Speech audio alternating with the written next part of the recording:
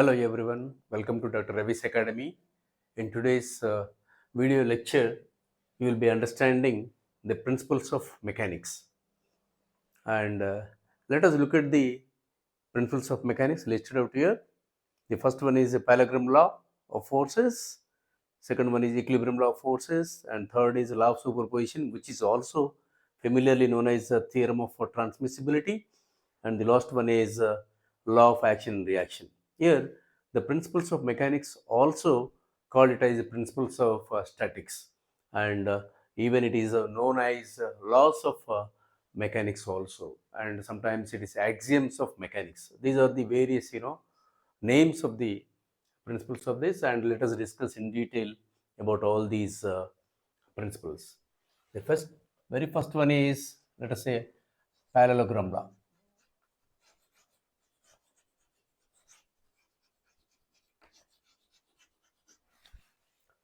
Let us consider a rigid body, and this particular body is subjected to two forces simultaneously. Let us consider this force is P and the other force is at an angle theta with respect to Q. And if you form a parallelogram with these two sides, and the diagonal gives the resultant of these two forces. Let us form a parallelogram, draw the parallel to P, parallel to Q, and this is the diagonal, and in magnitude and direction it gives the resultant of these two forces. Here you can understand very clearly parallelogram of forces. It gives that you are replacing two forces with a single force. It is known as composition of the forces. Now you want to find out the magnitude of the resultant R and the inclination alpha. So for that, let us construct this is at a point O, and let us treat that it is point A, and this is B, and let us say this is point C. Erect a vertical and extend this horizontal, right, and call this as T. Now from triangle, rectangle triangle OCD, from triangle OCD, you can write down here OC becomes hypotenuse, and this hypotenuse you can write down OC square is equals to OD square plus CD square. And as you know that OC is resultant R. OC is nothing but your resultant R. OD, it is sum of here up to here, it is up to OA is force P. ED is the projection of this particular force, that is Q. So this length is Q cos theta, and this is Q sin theta. OC you can write down, OD you can write down it as OD is equals to, it is P plus Q cos theta, P plus Q cos theta, and CD is Q sin theta. You got all the values, and you can substitute into that equation. OC square, that is R square, the resultant square is equals to OD square. Square of this is, you can write down P square plus Q square cos square theta plus 2PQ cos theta. This is the expansion of this after squaring, plus CD square, that is Q square sin square theta. So sin square theta and cos square theta becomes 1. You can write down the resultant R is equals to, it is P square plus Q square plus 2PQ cos theta. This is the magnitude of the resultant force.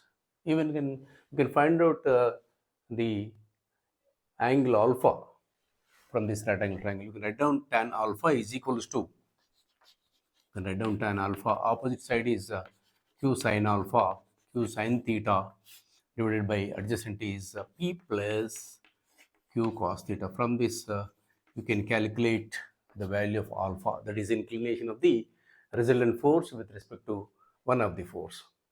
So this is the magnitude and the direction of the resultant force. And let us see, let us understand the second law, that is equilibrium law. When a body is subjected to two forces such that the forces are equal in magnitude, oppositely directed, and collinear in action, then the forces are said to be in equilibrium. The system is said to be in equilibrium. Further, let us consider a bar subjected to two forces. I am calling it as P and P. These two are equal in magnitude and oppositely directed. Here, both the forces are oppositely directed and they are collinear. That means the line of action of the force is passing through the same point. Then you can conclude that the body is in equilibrium. So here the forces you may consider in opposite direction also.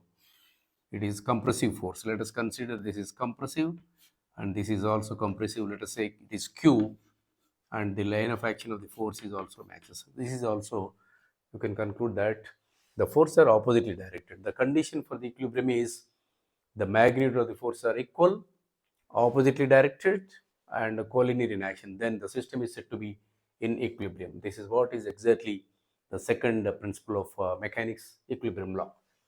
Third one is here law of superposition. Law of superposition states that the action of a rigid body cannot be changed by adding or subtracting a system of force which is in equilibrium. So that you can simply prove by considering, let us consider a block and I am considering 2 points A and B. A is at left hand and B is the right hand. I am introducing, this is the given system. P force is acting at point A. Now, according to law of superposition, you can introduce a set of forces which are in equilibrium. Let us observe carefully. I am introducing along the line of action of the force. Here, this is actually the force P at A. I am introducing the set of forces which are in equilibrium P and P at point B. So, according to your law of superposition, it is not going to change the actual system, right? And now, according to the same law, you can withdraw also. You can withdraw set of forces which are in equilibrium, that you can call it is. Now I am withdrawing. Let us observe carefully. Here, this is pointing to the right. This is pointing to the left. And this satisfies the condition for the equilibrium. Both are in equilibrium and you can withdraw so that the leftover force is at point B to the right. Observe carefully from first figure to third figure. Here the force is acting at point A and in last figure the force is acting at point B. The force is transmitted along the line of action on the body. So this is also known, that is the reason this is also known as law of superposition or theorem of transmissibility. The force is being transmitted from one point to the other point along the line of action of the force. This is what is your third principle, that is law of superposition and theorem of transmissibility. And lastly, here the law of action and reaction. This is nothing but your Newton's third law of motion.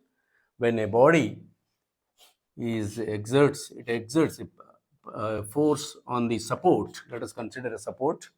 The body is resting on this and it exerts a pressure force on the body and it experiences the reaction force equal in magnitude and oppositely directed. You can draw the free body diagram. Let us assume that the weight is W. Here you can clearly indicate that your weight is acting downwards W and it experiences a normal reaction at equal. W is equals to, it is N, the magnitudes are equal and of course the line of action is also same. So here it is both are equal and oppositely directed. So that's what is your law of action and reaction. Thank you.